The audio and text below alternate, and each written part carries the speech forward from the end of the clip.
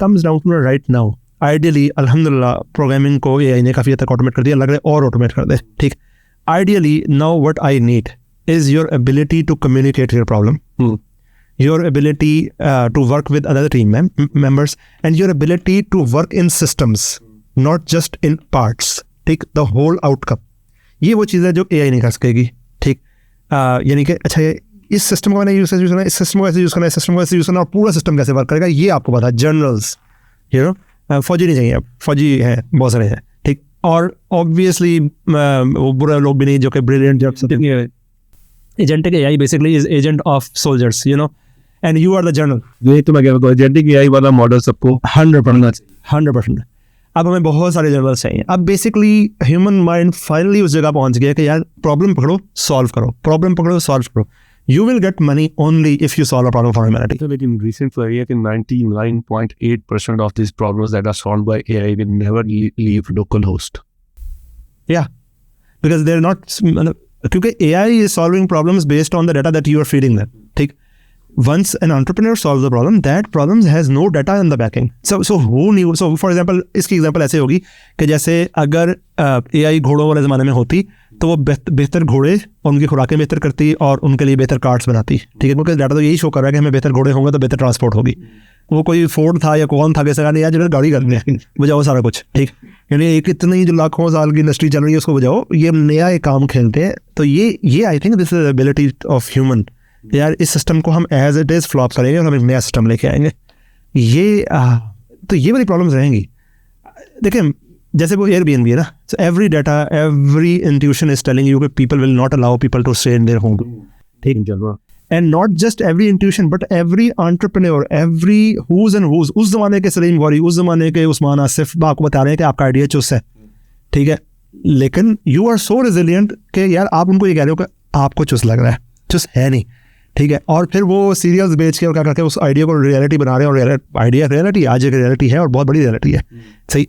ऐसे रेजिलियंट लोग जो थोड़े खंड दिमाग हो, लेकिन ऐसे बदतमीज़ भी ना हो जैसे हमारे यहाँ पे होते हैं कि यार सारे कह रहे हैं तुम्हारा आइडिया चुस्त है, आपने मोटिवेशनल स्पीकर बन जाना और आके मोटिवेशन करते रहना कि मुझे कोई बंदा मेरी आइडिया से जाना, हालांकि आइडिया है नहीं, ठीक है. तो यानी राइट बैलेंस, स्टुपिडिटी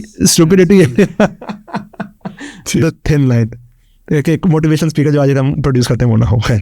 हमने स्टार्ट किया था कि मैंने भी रट्टा मारा है, आपने भी रट्टा मारा.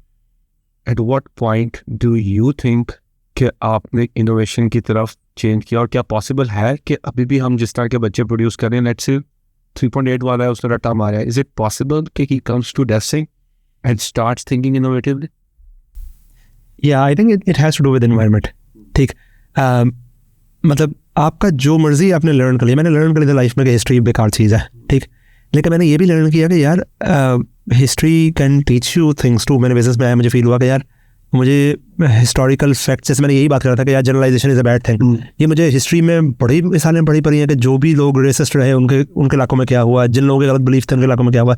तो आप इसको बिजनेस में अप्लाई कर लो ना. डेवजिंग छोटा सा बिजनेस है कंपेयर टू द हिस्ट्री, लेकिन हिस्ट्री टीचेज यू समथिंग ना. तो now I want to learn history, now मुझे पैशन हो गया कि यार इसको सीखना है, ठीक. आई थिंक एनवायरनमेंट चेंज करने से, एक्सपोजर देने से कोई बंदा भी वट एवर देव लर्न, लेकिन एक दिन नहीं होगा. वो उसमें शॉशैंक रिडेम्पशन में कहते हैं ना कि आई हैव बीन इंस्टीट्यूशनलाइज्ड, ठीक है. 20 साल मैं वॉशरूम जाने के लिए परमिशन लेता रहा और आप मुझे कह रहे हो कि बगैर परमिशन लिए मैं चला जाऊँ वॉशरूम, तो ये नहीं होगा, सही है. तो people are institutionalized to claim things for the KPI of GPA. Now all of a sudden you want to teach them to be creative while you have punished them their creativity in the past.